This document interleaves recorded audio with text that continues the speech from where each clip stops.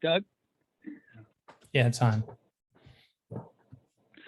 Thank you, Doug, and welcome to another in a series of monthly program meetings sponsored by the Woods and Wetlands Group of the Illinois chapter of the Sierra Club. All our online meetings are free and open to the public, though registration is required. You'll find us online at 7 p.m. on the second Sunday of every month except December. My name is Thomas Lee, and I will be your host this evening.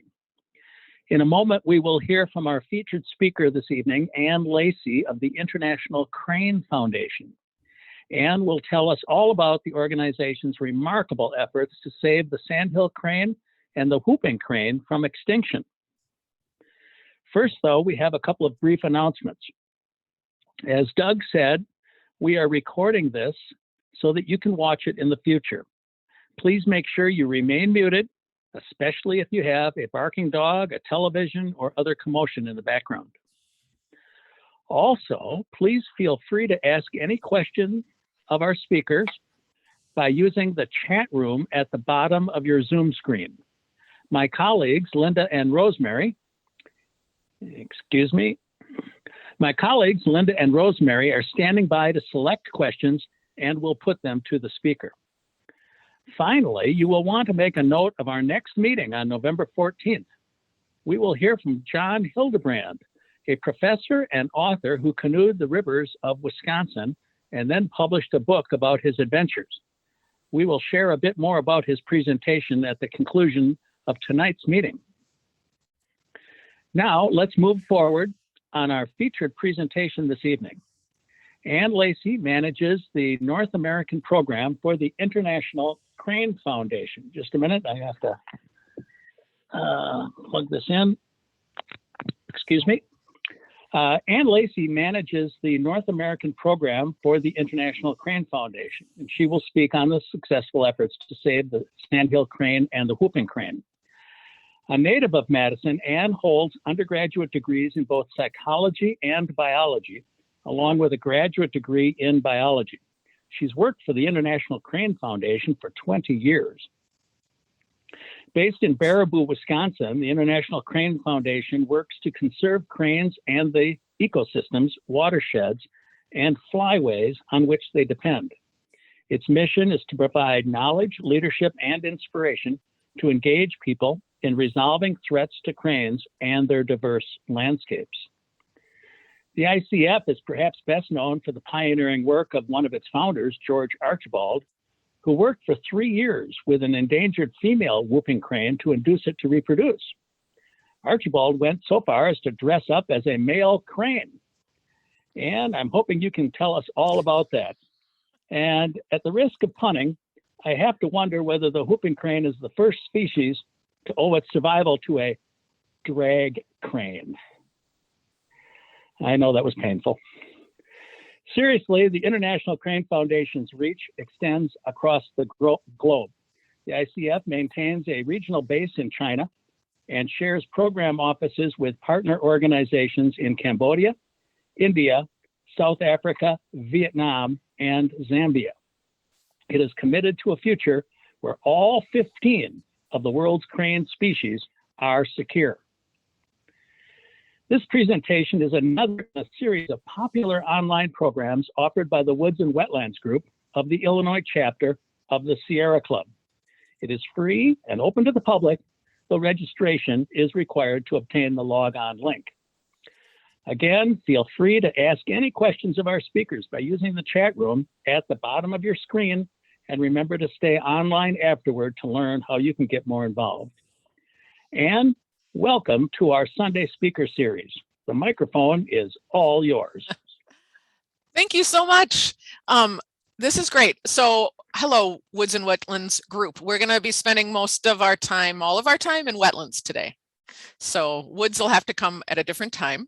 But I am joined by my coworker, Brittany Mullins. So Brittany, hello. Introduce yourself. Hello. I'm Brittany Mullins. I'm the Regional Advancement Officer for International Crane Foundation. And by regional, I am based in Chicago. So I work with supporters like you in this area. So I'll give a little bit more information at the end of some ways maybe we could get together. Superb. So in various things along the way, Brittany will be throwing information into the chat so like links and whatnot that you can use. So I will go ahead and I will start to share. I will also attempt to answer the easy questions in the chat. So. All right. So I am hoping that you can see the International Crane Foundation logo. Is that a correct assumption on my part? Yes. Excellent. Here we go. All right. So yeah, the International Crane Foundation, that was a great introduction, Tom. Thank you so much. We are a science-based organization. So yeah, we work worldwide in those places that you mentioned to conserve cranes, but really focusing on ecosystems, watersheds, and flyways that those cranes depend on. So our headquarters is here in Baraboo, Wisconsin, and we'll give you more information about visiting our brand new site. You don't have much time left in 2021, but we'll gladly have you in 22. So more on that later.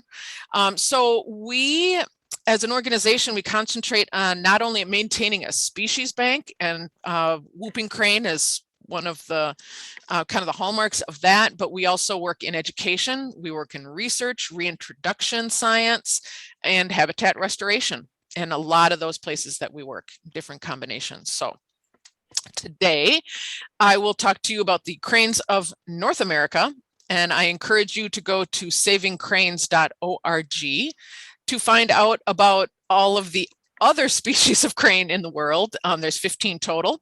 So we're only going to talk about 2 today.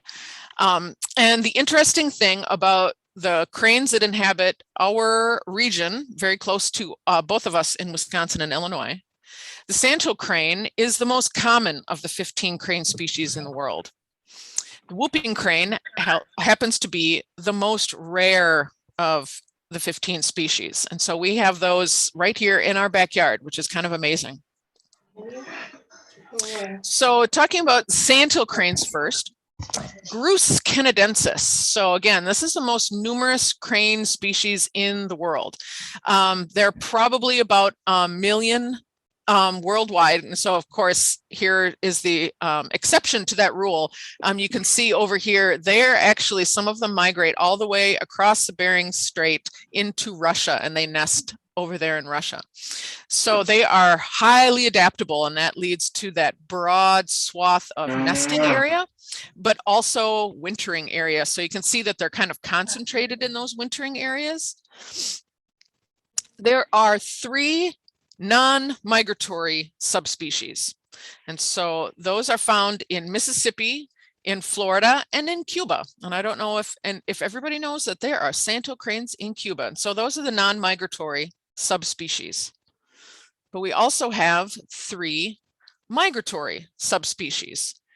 Greater there at the top and the lesser there at the bottom. And I gave the Canadian an asterisk. The poor Canadian gets an asterisk. So subspecies as a term refers to one of 2 or more populations of a species living in different areas of that range.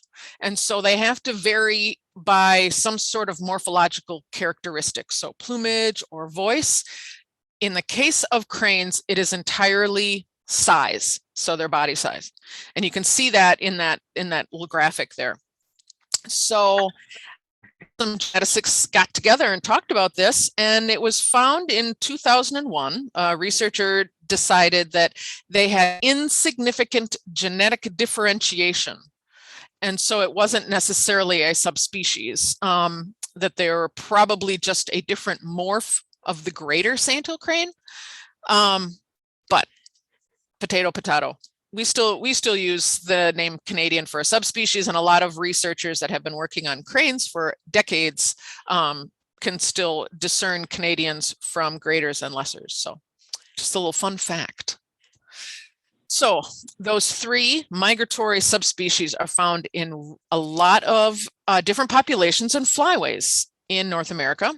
So the mid-continent, if any of you have been to the Platte River in Nebraska in March to see that wildlife spectacle, yay. And if you haven't, I highly recommend it. We can talk about that later if you would like. That is amazing, amazing thing to see. The Pacific and Central Valley populations kind of hug the coast there on the Pacific coast of North America. The Rocky Mountain population is kind of a short distance migrant there in the Intermountain West. And just a little bit further west from there is the Lower Colorado River Valley. Those are two kind of smaller populations of migratory cranes. But the ones near and dear to our heart, here is the eastern population of sandhill cranes. So those are the ones that we will see migrating overhead not too many weeks from now. So we don't do work, ICF does not do work in all of these areas. I've done a lot of work on the eastern population, and so a lot of what I will be referring to will be to that population, but I do try to keep track of what happens and what the threats and successes are of all of those species, of all those flyways of sandhills.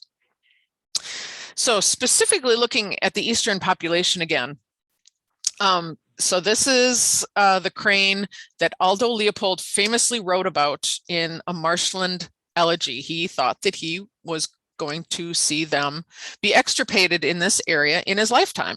And for better or for worse, he did not see that in his lifetime, but he also did not get to see their comeback. So that was less than 100 years ago that these birds were on the brink. So the 3-year average is more than 81,000 now in this population. It is an increasing population trend. They were delisted in Illinois in 2009. So a lot of you in the northeastern and northern counties of Illinois are probably used to seeing them in a lot of those forest preserves and wetlands up there. So from a publication that I finished with colleagues in 2015, we kind of wanted to document exactly how this expansion was happening. And so I used Breeding Bird Survey to look at the expansion in just the breeding area. And these little stars here, I call that the GMC, stands for Geographic Mean Center. So looking at all of these little dots indicate a Breeding Bird Survey site. If it's an X like this, there's no sandhills that were found there, but these dots were. And so you can see as these kind of decadal, I bunched them together, and by 2013, you can see that they were documented throughout the Great Lakes state. And actually by this time they were documented in New England and up into the Eastern Canadian provinces. But that geographic mean center stayed right up in central Wisconsin, essentially, kind of by Green Bay. So that center of breeding kind of expanded out from that area of Wisconsin. Well, I did the same thing with wintering, and I hope there's some Christmas bird counters out there. Thank you so much for that. And your data is used, and this is one of the uses. So the same thing, all of these X's indicate a Christmas bird count where there was no sandhill cranes detected. And the geographic mean center, the center of the density of cranes where they were found, is here in Florida. And so of course there's non-migratory sandhills that are in Florida as well. And over here in Mississippi, this little tiny dot, there's another non-migratory population over there. So they were all wintering down there, in the late 60s, mid 70s. So fast forward in the 80s, they're starting to be found further north. And by 2000, they are being regularly seen in Wisconsin and Michigan by Christmas bird count time. And this trend still holds today. Not only are they found in great numbers up here and kind of that in the southern tier of the Great Lakes, but a lot more are being seen in Louisiana also. So they might be following the Mississippi River down. So it really documents the growth of that population where they're spending their time, but also, again, that they are highly adaptable and they can use that entire flyway throughout the wintering area. So cranes in agriculture, this is something that we have a publication called Cranes in Agriculture. All 15 species of crane use agriculture to some degree during their annual cycle, some more than others, and maybe sandhills are best known. And I wouldn't hesitate to say that it's actually our agricultural heritage here in the upper Midwest that allowed in great part the rebound of sandhill cranes. And so they could be causing damage. They may be conferring a benefit, by cleaning up pests and waste grain in these fields. But if a corn grower sees this image in the spring, does he think that that's a problem? More than likely. So with that abundance of crane and their knack for adaptability, this is going to lead to damages, mostly corn in the spring. And that's exactly what it looks like. They just can go right through a field of corn and bloop, bloop, bloop. And I think they were, why leave the one? That just slays me that he leaves just that one.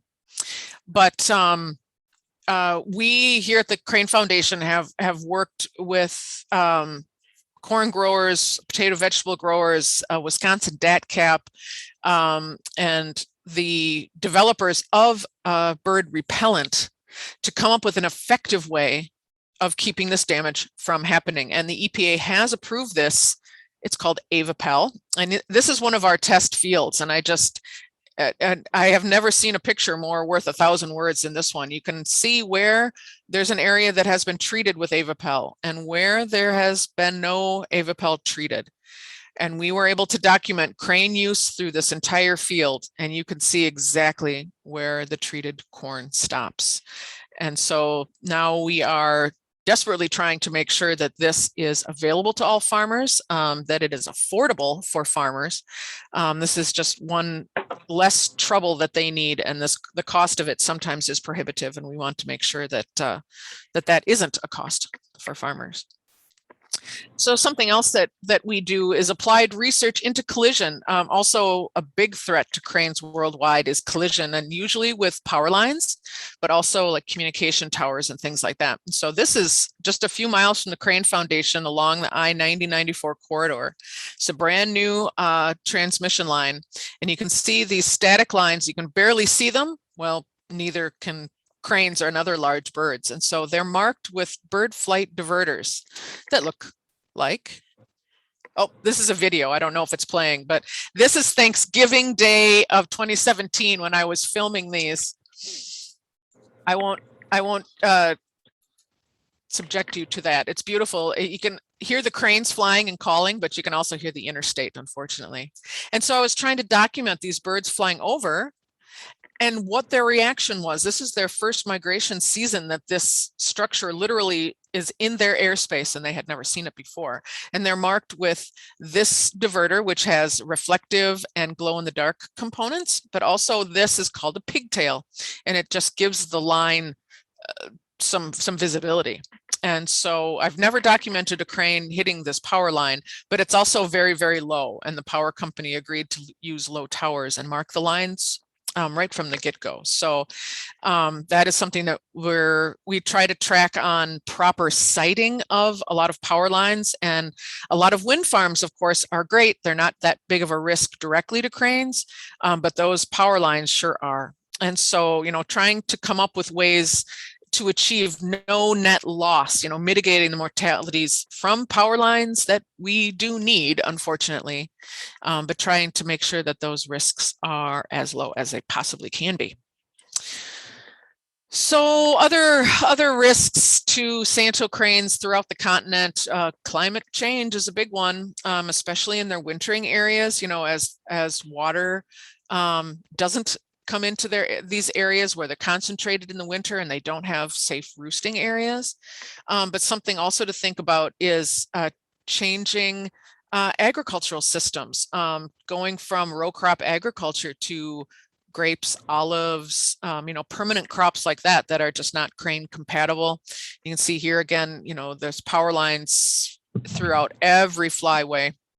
And of course, as human development increases, and the birds will they're adaptable and they will live in backyards. I'm sure a lot of you may have seen this, but it leads to a lot of car strikes and damage to cars from cranes and things like that. So those are also issues that we're trying to learn about and inform people so that doesn't happen.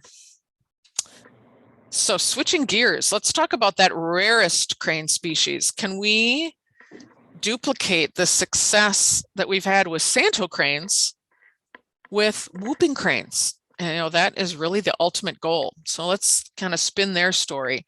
Whooping cranes. I hope that a lot of you know the story of the whooping cranes migrating through the central plains of the United States. They would show up every winter at Aransas National Wildlife Refuge in the 20s and the 30s, and the numbers were getting lower and lower every year, but they didn't know where they nested. They didn't find their nesting area way up here in Wood Buffalo National Park until the early 50s. And by that time, the numbers had started to go up, but at one point there were only 15 whooping cranes in the world. So that kind of sets the story going forward with some of the things that I'll talk about. That is a mighty, mighty shallow gene pool that we're working with. So, but basically, historically, the breeding areas were limited, very, very limited to that one park in Canada. So that one population in the 1950s, we knew that both ends of the migration route were protected. So work was done, Canadian Wildlife Service and the United States Fish and Wildlife Service worked together to make sure that stopovers along the way were protected. Once that population started climbing and we could document that they were doing pretty good, researchers went into Wood Buffalo National Park during the nesting season and gathered one egg from each nest, making sure that they left a fertile egg in the nest, because most whooping cranes, when they were showing up in Texas in the wintertime, they always had one chick and they typically lay 2 eggs. And so we knew that we would not harm the population by taking an egg and making sure that they were left a fertile egg. And those eggs were taken into captive breeding centers to establish that captive population. So that's that kind of genetic bank that I referred to early on. So then once the captive centers were established, then we could start to think about other wild populations. And so I have here on the map, you can see the population that's here in Wisconsin, that is the reestablished migratory route.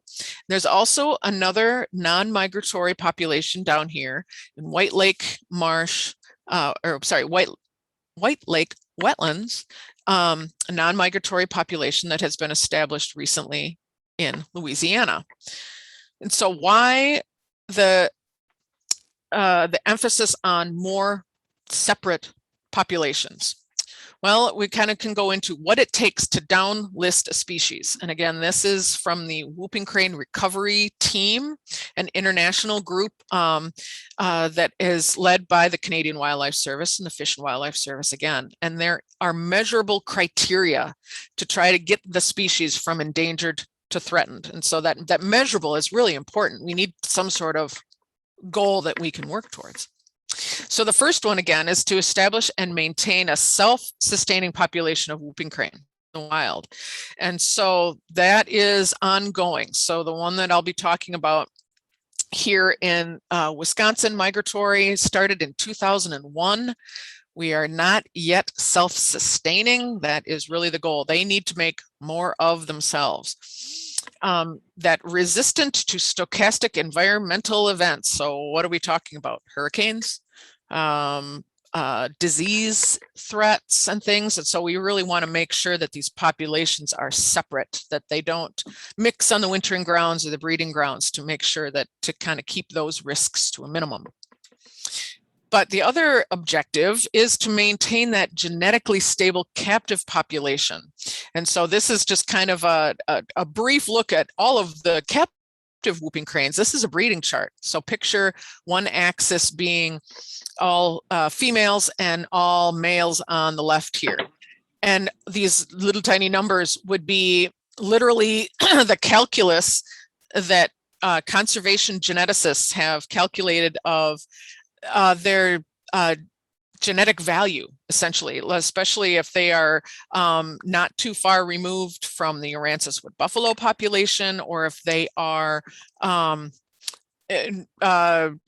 not very many are of that genetics are represented in the wild or in captivity. So the green ones are birds that we would want to breed more.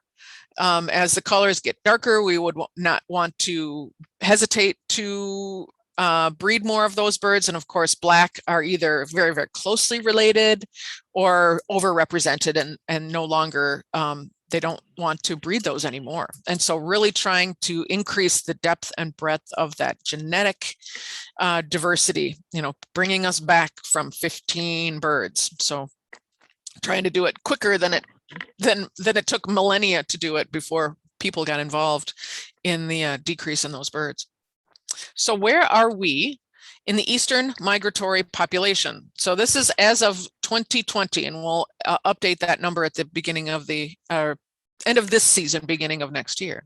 So these different colors represent the number alive in that year by release method. So release methods, we have used ultralight. I'm sure most of you, have heard about the way that this population started. They were taught the migration route by people in costume flying ultralights. And that was great to establish the population very quickly. This black line is the number of birds that have been released over time. So we're already at over 300 birds that have been released into this population.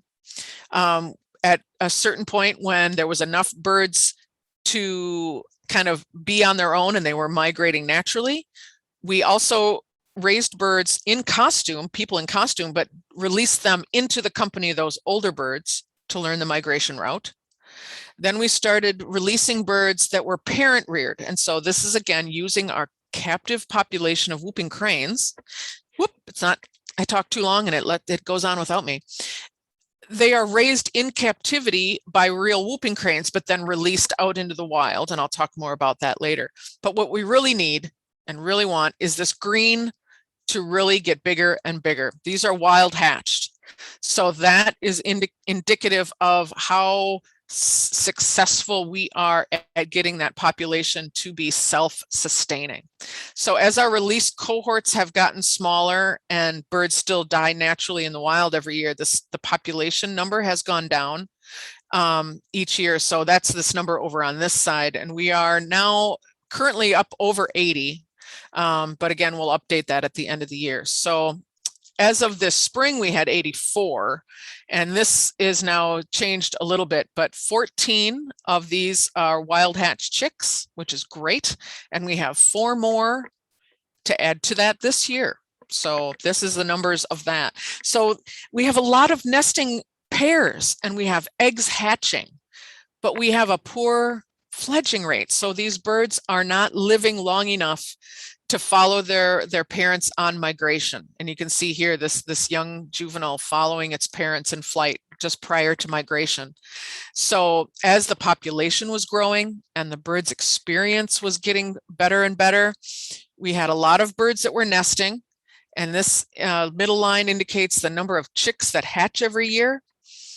But this is really the line down here that we're concerned about. We really need to get this line to go up in trajectory and have the wild hatch chicks fledging and joining that population. And so that's where we're stuck at. So what are we doing with that?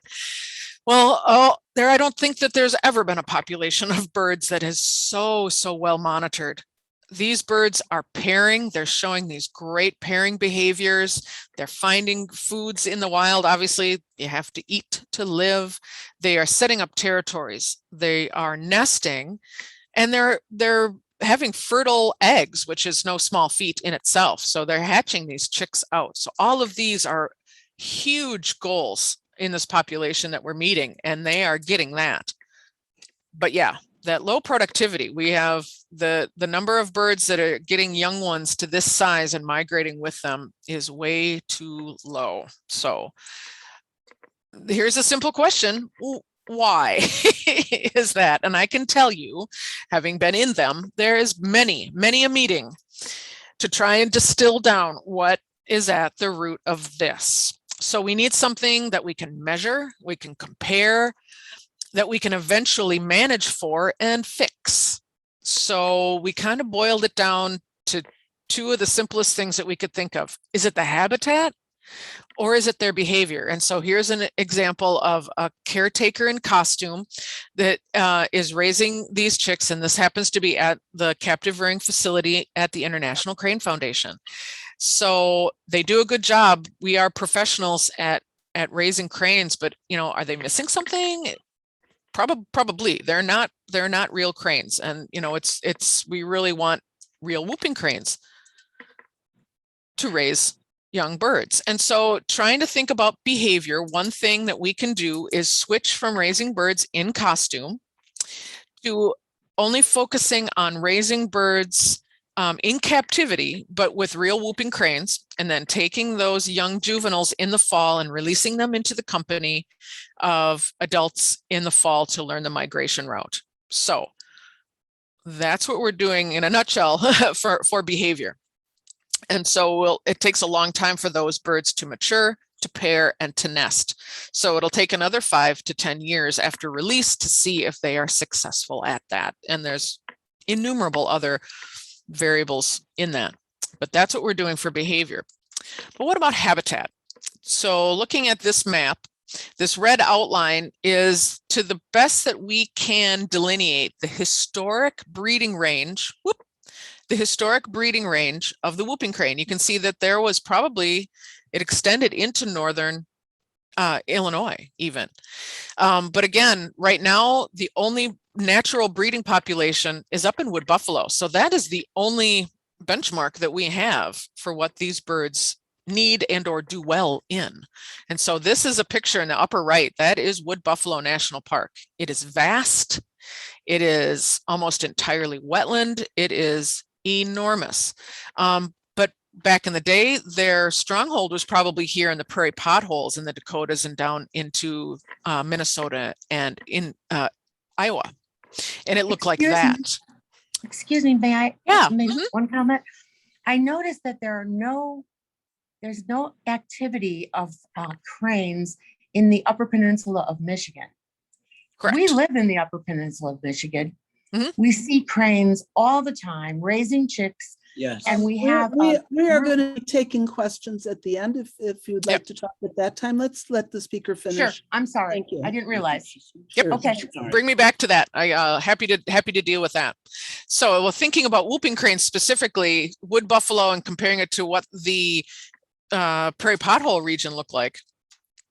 Here's where we are in Wisconsin, and where the decision was made to do a reintroduction. So let me go back. There doesn't appear to be very many, if at all, historic records from Wisconsin. Regardless, it surely never looked like this. And if whatever it did look like pre-European settlement, it surely does not look like that anymore. So where we decided to release the birds was in the Central Sand Plains. That is Necedah National Wildlife Refuge. So for the first 10 years of the project, all whooping cranes were released into that area. And that's where the majority of the nesting birds are now. In 2011, we switched over to Horicon National Wildlife Refuge for a majority of the releases. And that is in the Southeast Glacial Plains. And so looking at how the Wisconsin ecological landscapes are, very, very, very different. These are very low productivity wetlands over here. A lot of recessional, from the recessional glaciation, there are fantastic fertile wetlands, but also because of that, a lot of development, a lot of agriculture. So very, very different landscapes that these whooping cranes are currently in. So we can do a little bit of mitigation for habitat. We are thinking we're over the black fly issue. There in the beginning of the nesting, 2005 was the first year that we had mature birds nesting, and there's been more since then. But right there in those first few years, black flies were hatching in May and literally driving the birds off the nest, and then their eggs were predated or they were just abandoned outright. And so by going in, predicting when these black flies will hatch, we can go in, we can take eggs before they're abandoned. Cranes will re-nest very, very readily. We take the harvested eggs from those nests, we take them to our captive centers and raise them to put them back from various methods. And then the birds re-nest, but outside of that time where they are bothered by black flies. So that has worked very, very well. We have very little abandonment due to that insectness. We also do growing season drawdowns, at least in Necedah National Wildlife Refuge, where they can control the water there. Talking too long. So you can see what that looks like here. We have these beautiful mud flats. There's still enough water that these birds can forage and roost safely, but they have great sight lines. They can see predators coming, and that kind of is why they're also doing a lot of mowing of woody vegetation to kind of back up those edges. So the cranes really like these areas, and so far we're having some indication that it contributes to nest success and the survival of those chicks. But again, the numbers are so small that it's actually hard to do like robust statistics, but we are definitely getting some indication that those things are working. So some more things that we can do for habitat is kind of comparing how the birds are using, once they are paired and territorial, how are they using their landscape in the central sand plains as opposed to these other different wetlands in the southeast glacial plains. And you can see here, this is an actual nest from a territory in the Necedah National Wildlife Refuge. Just a gorgeous, more kind of sedge meadow type wetlands, very open, as compared to this is a nest in Horicon National Wildlife Refuge, which is a Ramsar site, but it is also one of the biggest cattail marshes, at least in North America. It is very vastly different from the wetlands over here. And so we actually had a master's student from the University of Wisconsin-Oshkosh that just finished up that work comparing to how these birds are using the landscape. And we will have to, go into more, kind of dig deep and keep looking to see if that is affecting how they are raising their chicks successfully, but there may be some differences there. But overall, we're making progress. Slowly, the population is increasing, and that is really the key. And this is a graphic that we produce every year here at the International Crane Foundation, and to show where we are in those measurable goals to downlisting the species. So the Aransas wood buffalo population is already up over 500. That is fantastic. Our reintroduced populations in the East and the Louisiana non-migratory are growing. The Florida non-migratory the releases there were stopped in early 2000s. And so those birds are slowly dying out, but some of those birds, especially reproductive females, have been captured and moved over to Louisiana, where 2 of them already have mated and nested. I'm not sure if they hatched chicks this year, but they were not doing well in Florida for various reasons, but we wanted to make sure to give them the best option to be successful. And so several of them are doing well over in Louisiana. Regardless of how these reintroductions go, we know that we are learning more about how these birds are using our very human-dominated landscape, and really looking forward to more images like this going forward. So the partnership that is invested in whooping crane reintroduction, along with the International Crane Foundation, we are committed to a secure future for whooping cranes. And this is a lot of the work that we're doing. You can see our fantastic interns are out there gathering so much data for us.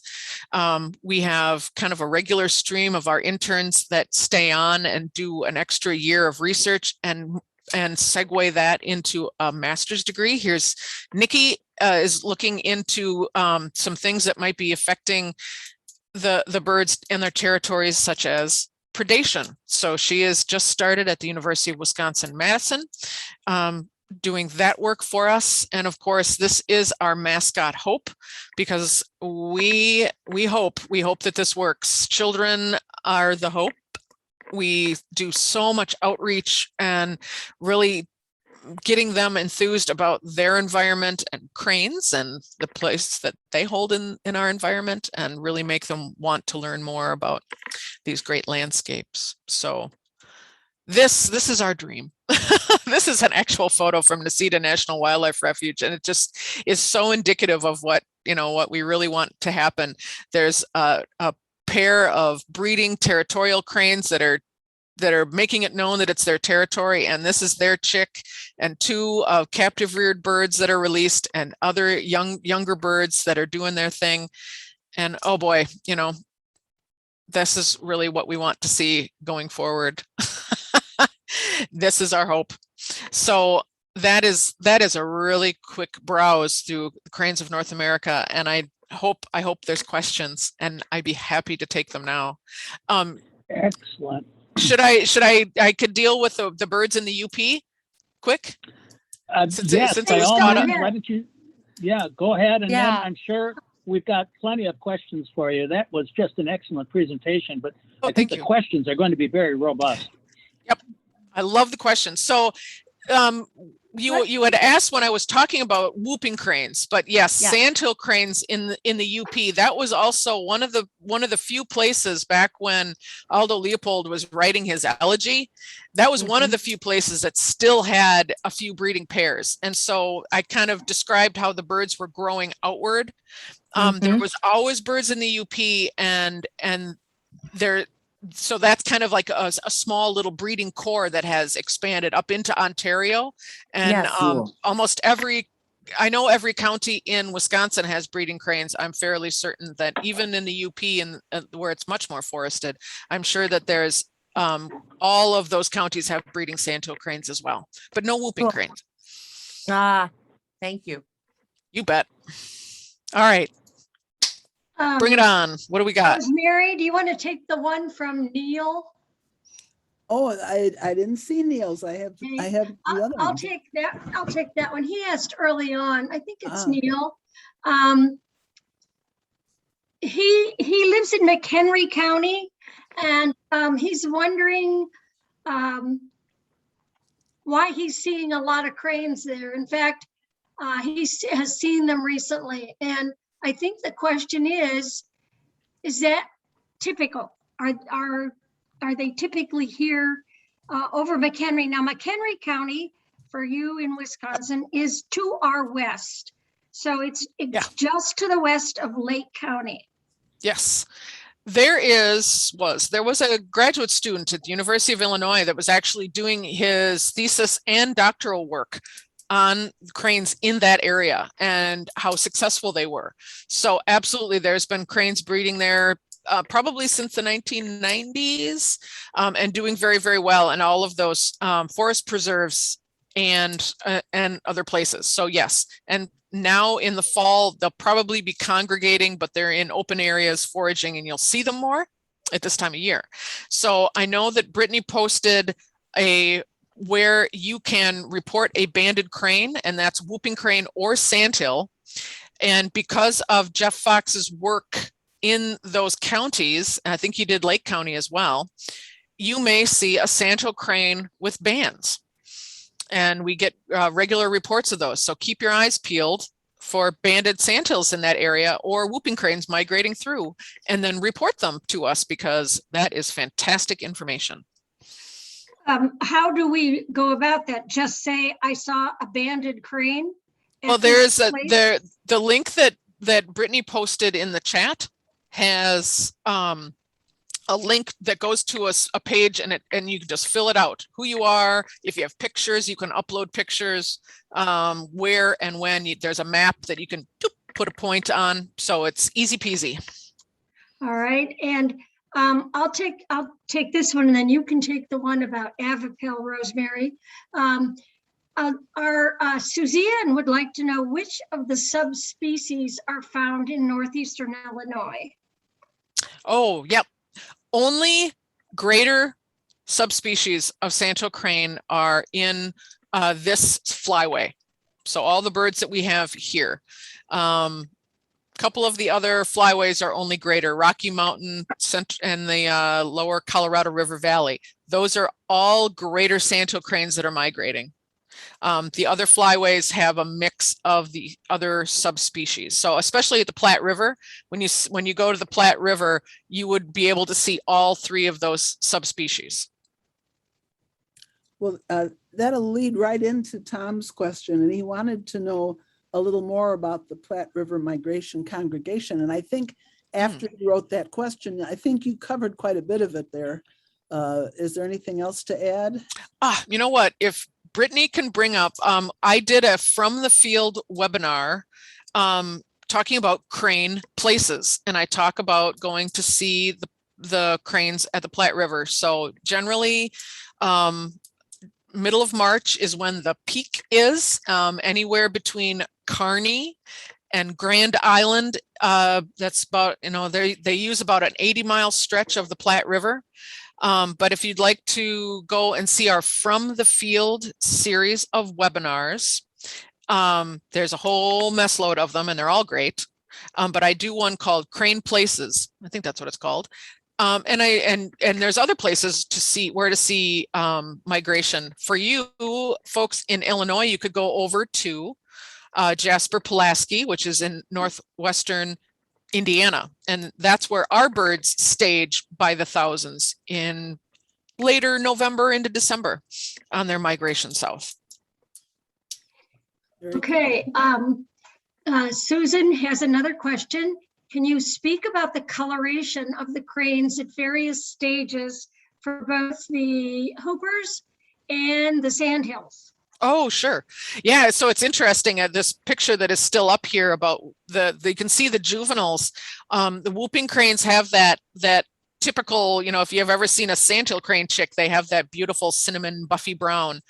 The whooping cranes have that white feathers, of course. So as they mature, that pushes that beautiful cinnamon, but they have this just stunning look to them, but no red head yet. So they don't have the black mustache or the red head until they're coming back from their spring migration.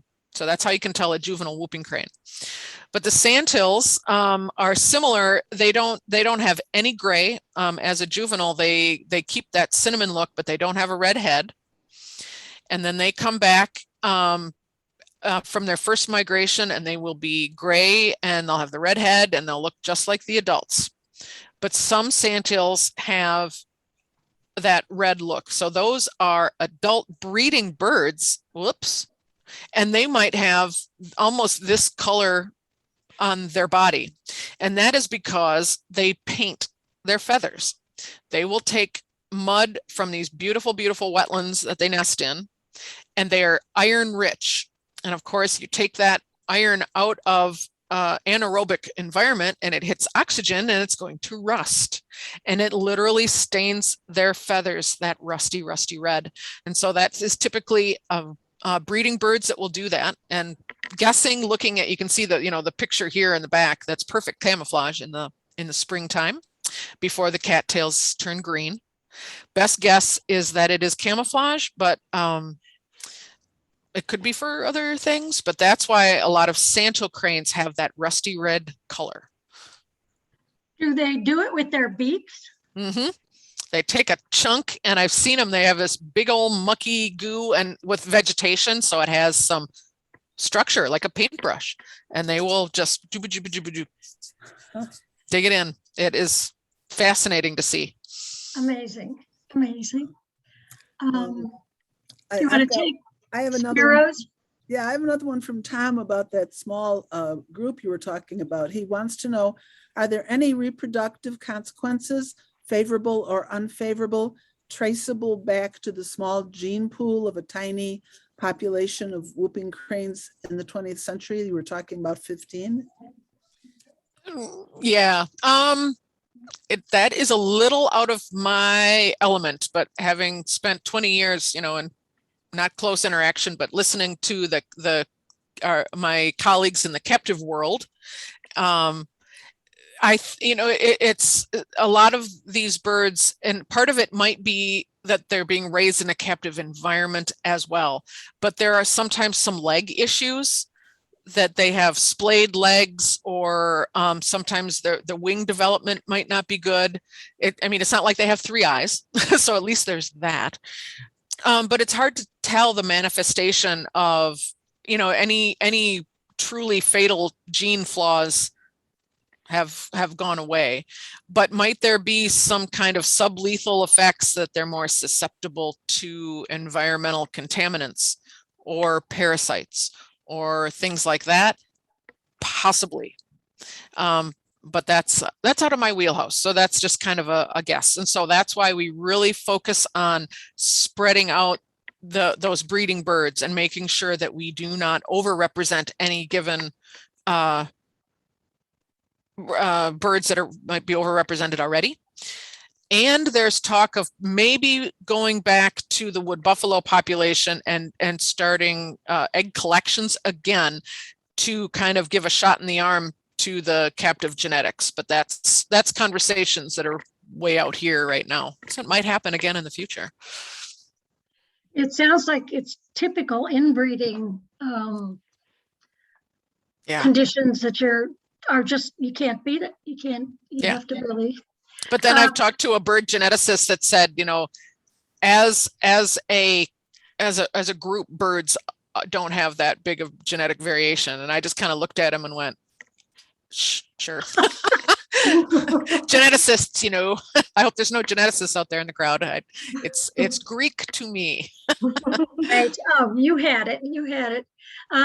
Spiro meant to ask if there are normally any birds that overwinter and over summer here. I think what he's asking is, do we have any populations that don't migrate?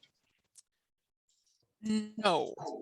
And with all of the usual exceptions that prove rules, you can see by that map of the sandhills that they have learned to not migrate very far, and they are not gone very long. So their migration might be truncated, but they still essentially leave their breeding territory and they go someplace south, and then they come back to it in the spring in this part of the world. Do the various types interbreed? We have had a couple of famous examples of whooping cranes breeding with sandhills in Wisconsin. And while it probably does happen in the wild in natural circumstances, I chalk this up to the fact that there are so few white birds in the landscape. And this was a bird that was released over in Horicon in the very first cohort. So these birds like to go back to their natal area. That's what they call home, to set up a territory when they're breeding age. And this bird wanted to nest. He was ready to nest. He was old enough, and he couldn't find any other white birds to nest with. And so he just picked a sandhill cousin instead, which we don't care for, because again, that's not going to help this self-sustaining population issue that we're dealing with. So that has happened, but I think that is a direct result of the fact that there are just not enough whooping cranes out there. As far as I know, we have not seen birds from the Aransas wood buffalo population show up in Texas with a hybrid juvenile from a sandhill mate that they nested with, and we have not had that in Florida or Louisiana non-migratory populations. So probably very, very rare. I have a question from Julie Daniels. Which is a better way to raise whooping cranes? The captive breeding when the chicks are raised by people, or by the foster cranes? And I think you answered this, but are people still going to raise crane parents, or will the International Crane Foundation make a change when the chicks are only raised by foster crane parents? I think you dealt with that, but I can go into that a little bit more. Yeah, we're still focusing right now on using captive, still the adults in captivity, so they don't go anywhere. But we just it makes the most sense to have real whooping cranes raising these juveniles rather than a human being in a costume. However, there are so few whooping crane pairs that are good at it, that have experience doing it. So there's very few birds that we can raise that way to release. We also have to think about the other end of it, that we have to make sure that there's enough target pairs that are appropriate experience, appropriate place, that literally that we can get to this area and safely release a juvenile. So we have to factor in all of that. And so those releases tend to be limited. So we may start releasing birds, raising them in costume again, just because we can raise quite a few of them at a time, because again, you saw that population graph was going down. So to kind of give another jolt and get more birds that are out there on the landscape and migrating, we might start captive rearing with costumes again. But that's, again, the whole partnership has to come together and weigh the pros and cons and see if that's something that we want to start doing again. Well, we're getting close to the end of the time. There's one here though. Was the fashion industry a contributor to the crane decline? Maybe a little bit, but it was nothing like egrets and the plumes. They don't have the really fancy plumes. So I would say that draining wetlands, huge. Subsistence hunting, huge. As they were migrating through, you take out an adult whooping crane. There were probably never very many of them to begin with. You take out an adult breeding whooping crane, it takes years for that loss of productivity to be made up. And then people are plowing up the wetlands, and so there's no place literally for them to nest. That was much bigger impact and led to their severe decline. Okay, I have two questions, if I could. Do either of these cranes mate for life? Yes. Again, with caveats. Of our research with Sandhill Cranes, we have documented divorce, but they do better than people. The divorce rate is only about 5%, and we don't know what drives it. That's something that unfortunately we can't interview them to ask, so we don't know. But yes, they more or less they mate for life, so we can stick with that. Do they migrate together? Probably, yeah. Again, it's hard to tell with sandhills because there's so many of them, and most of them are unmarked. But we have documented with our marked sandhill cranes, sometimes they winter up separately, and maybe that's just, it's hard not to anthropomorphize, but maybe they just wanted some time away. Typically right now, again, with the whooping cranes, we know almost all of their movements, and the whooping cranes spend the winter together. And in Texas, they're actually territorial, so they maintain a winter territory in addition to their nesting territory, so they winter together. And my last question, I'm afraid, is a sad one. I read that the state of Wisconsin wants to open. Okay, you know what I'm going to say. I sure do. How do we stop it? I'll add that link. Is it necessary? For those of you, they want to open hunting season, I guess. Oh, no. I think Also in they killed Michigan. all the wolves, and they're not. Also in Michigan. Yep. Also in So Michigan. here's what I recommend. We have like a fact sheet about our stance on this on our website, and I'm hoping that Brittany is gonna put a link on there. It's right and there. You do not need to be a Wisconsin resident to call a legislator or 2 or 10 or 100 and voice your opinion based on what you read of that. I don't like it when people go anti-hunting on it, because that's not helpful. Right. There's lots of people that hunt in this country for innumerable reasons. And I think a lot of the misunderstanding is, people are like, well, they're just killing them to kill them. They don't eat cranes. Sadly, I get asked for a recipe book all the time. Ha ha ha. They are, from what I understand, they are very good eating, but they've been hunted for decades in the Central Flyway. Again, the Central Flyway population is or 900,000 birds. We have maybe 90,000. So, you know, a whole factor lower than that population. And they are hunted in several areas in this flyway. I am not convinced that hunting this species in Michigan or Wisconsin, which are breeding areas, is a good idea. And I desperately, desperately want them to stop talking about how it is a solution for crop damage, because it is absolutely not. So And so that's the short story. I could go on. where would you suggest that we call it, the Wisconsin Department of Natural Resources? No, how it works in Wisconsin is the legislature proposes this bill and says, we as a group want this to happen, and then it goes to the DNR to actually make it happen. So the legislators that have introduced this particular bill are Dahlman and Tittle. Could you spell those? Tittl, out of Manitowoc area. I forget, District 25, and Dahlman, Dallman. So it doesn't matter that you're not from Wisconsin, in my humble opinion, because you enjoy these birds as they fly over you, and you might go and see them in a place like Jasper, Pulaski, or other places. So that's worth it to you to keep this robust population robust. And again, we are trying to, the crop damage issue is solved except for the price. The price might be prohibitive for a lot of farmers, but that is not a reason to hunt them at all. Period, full stop. It's a project.